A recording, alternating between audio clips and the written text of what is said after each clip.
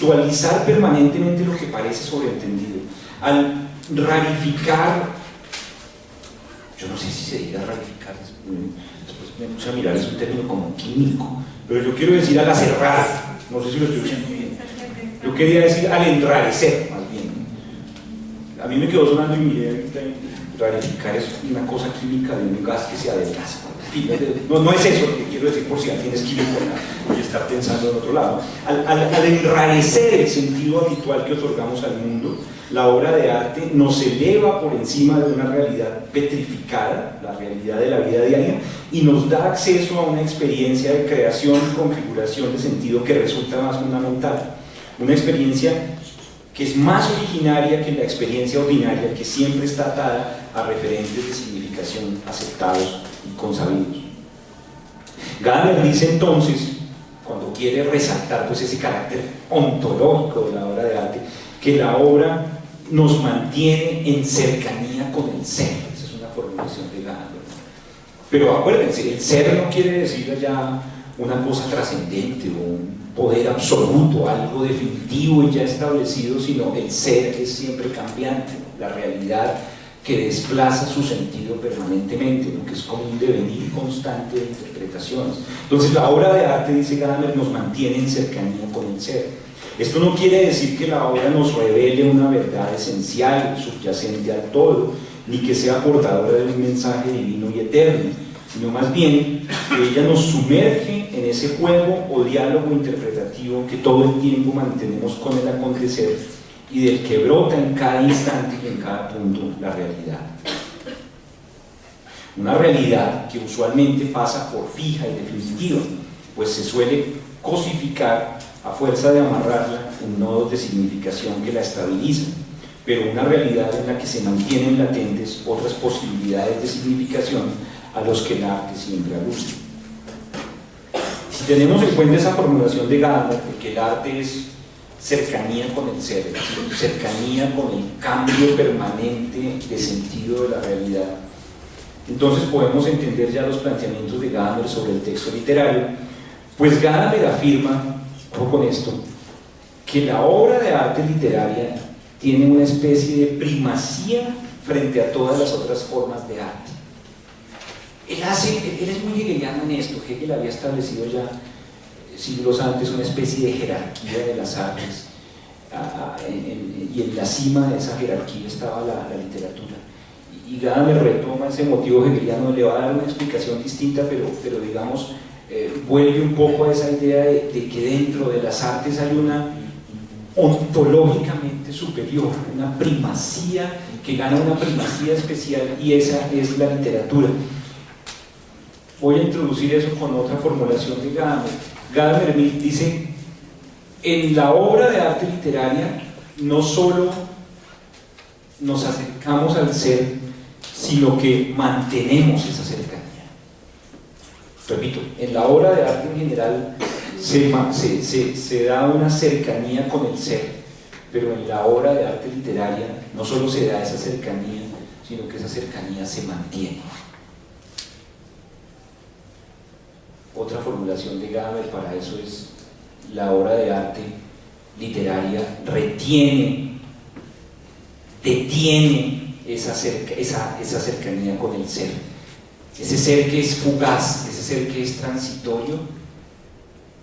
La literatura logra darle cierta permanencia, retener lo fugaz. Es el título que yo le había dado a esta conferencia.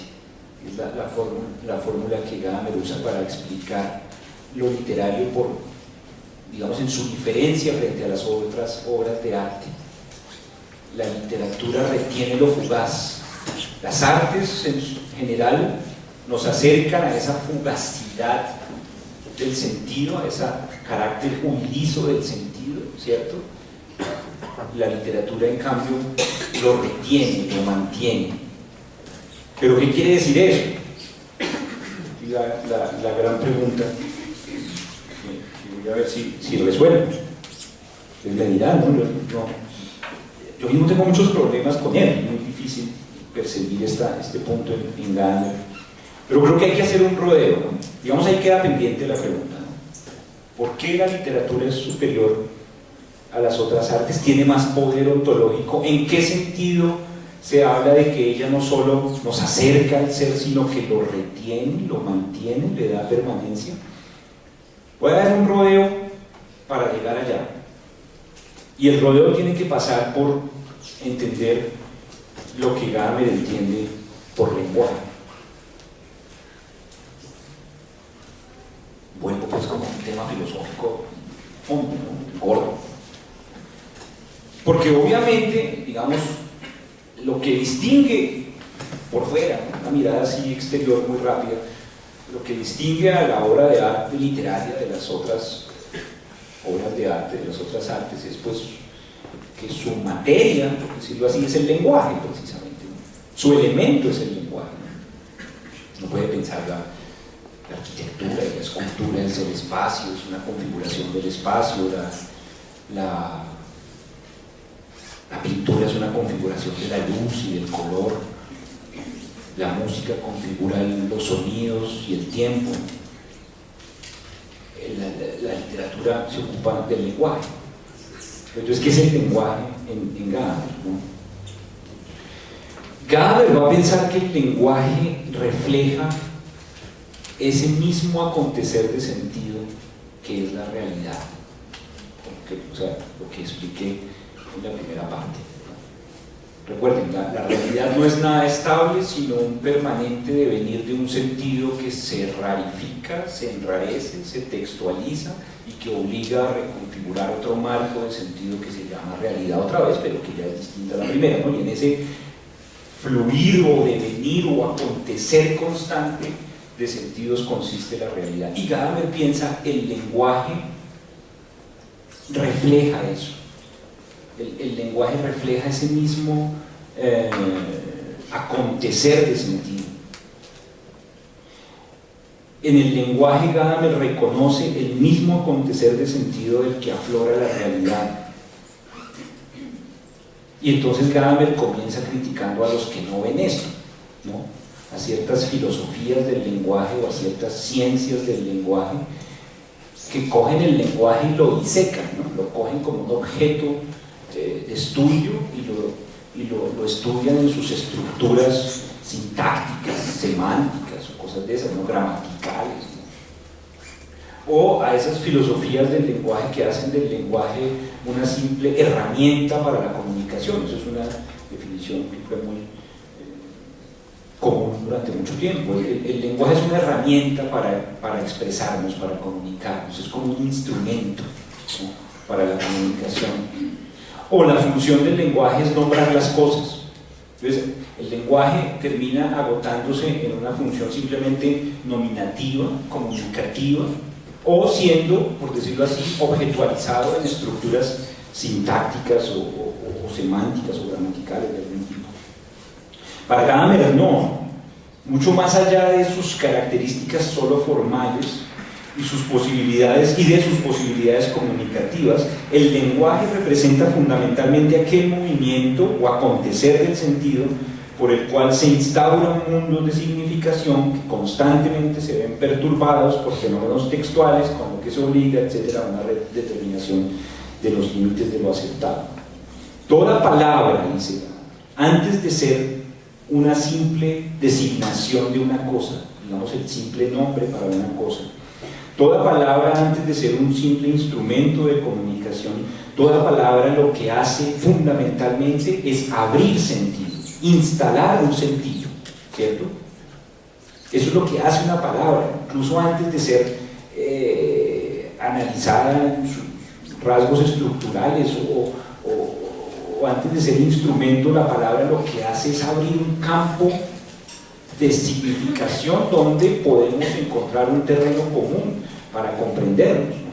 Las palabras dan sentido a la realidad y eso es algo más fundamental, o mejor, las palabras abren la realidad y le dan una luz significativa.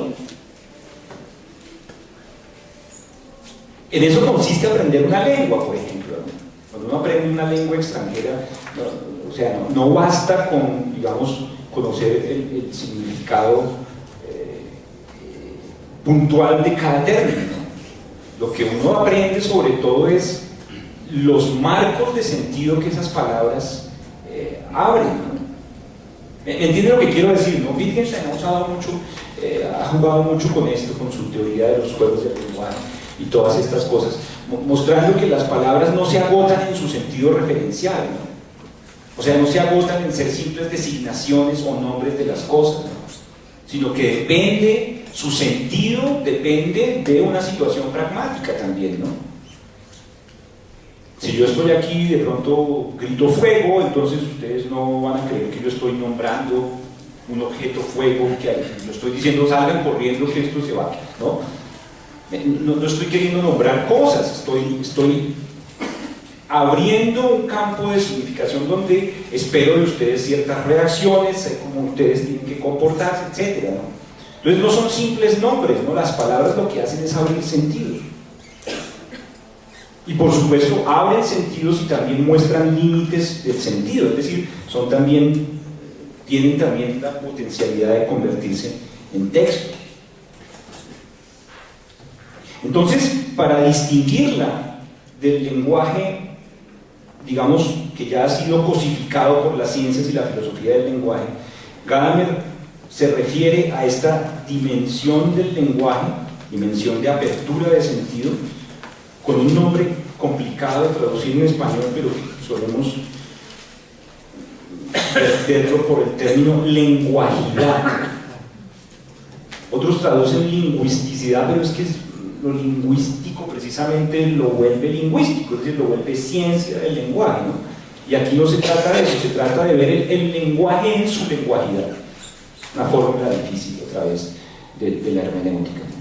El lenguaje es fundamentalmente lenguajidad, quiere decir, el lenguaje es fundamentalmente potencia creadora de sentido, apertura de campos de significación, y eso es más básico que coger las palabras como herramientas para nombrar o para comunicar cosas, ¿no? A eso se refiere el término lenguajidad. Lenguajidad es el lenguaje visto en su carácter esencial de ser el devenir mismo del sentido.